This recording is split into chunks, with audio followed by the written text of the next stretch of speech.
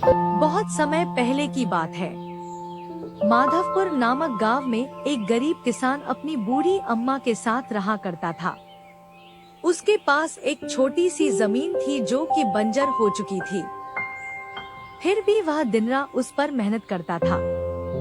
मोहन बहुत ही मेहनती और ईमानदार था। वह एक आत्मविश्वास से भरा हुआ व्यक्ति था जिसे न हालातों से डर लगता था न ही लोगों की बातों से। हर दिन सूरज उगने से पहले ही वह उसी आत्मविश्वास के साथ उठता और अपने खेत की ओर बढ़ता जहां सिर्फ बंजर जमीन थी, लेकिन उसके सपनों की हरियाली छिपी हुई थी। उसे यकीन था कि एक दिन उसकी मिट्टी उसे जरूर जवाब देगी, सोने जैसी फसल बनकर। ओ बेटा मोहन, तेरे लिए मैंने जमींदार से बात कर ली है। वो तुझे अपने पास काम पर रख लेंगे। तू भी जाकर उनसे एक बार बात कर ले बेटा। अब हमारे बस की बात नहीं रही। कम से कम वहां रहकर तू अपना गुजारा तो कर पाएगा। मुझे तेरा बहुत ख्याल है मोहन, इसलिए यह कदम उठाया। जाकर बात कर ले, सब ठीक हो जाएगा।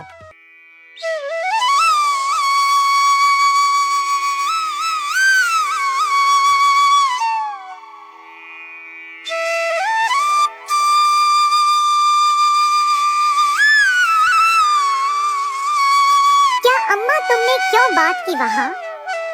मैं नहीं जाऊंगा। हमारा खुद का खेत है तो मैं दूसरों के पास क्यों काम करने जाऊं? मैं गरीब सही मगर खुददार हूँ। मैं अपनी मिट्टी में पला हूँ, उसी में पसीना बहाऊंगा। चाहे जितनी भी मुश्किल हो अम्मा, मैं अपनी ही जमीन पर मेहनत करूंगा। किसी और की नौकरी नहीं करूंगा। अरे मोहन, उस बंजर जमीन में क्या उगाएगा तू? वो जमीन अब बिल्कुल बेकार हो गई है बेटा। ना उसमें नमी बची है ना जान। तू अपनी जिंदगी यूं ही जाया कर देगा। उस जमीन को संवारते संवारते मैं जानती हूँ तेरा हौसला बड़ा है, पर बेटा हौसले से पेट नहीं भरता। तू मेरी बात मान ले। वो जमींदार कम से कम तुझे रोज की रोटी तो देगा। अपनी जिद छोड़ दे बेटा। तू थक जाएगा पर वो जमीन कुछ नहीं देगी तुझे। अरे अम्मा, तुम बेकार में ही इतनी परेशान हो रही हो। देखना, एक दिन मैं उसी जमीन से सोना निकालूंगा। यह जमीन ही हमारी सबसे बड़ी ताकत बनेगी। मोहन खेत में काम कर ही रहा था कि तभी वहाँ पर एक आदमी आकर बोला। अरे मोहन भैया, आपको भी मानना पड़ेगा। आप फिर से इस बंजर जमीन पर मेहनत कर रहे हैं। अरे मंगेश भैया, अब क्या करें?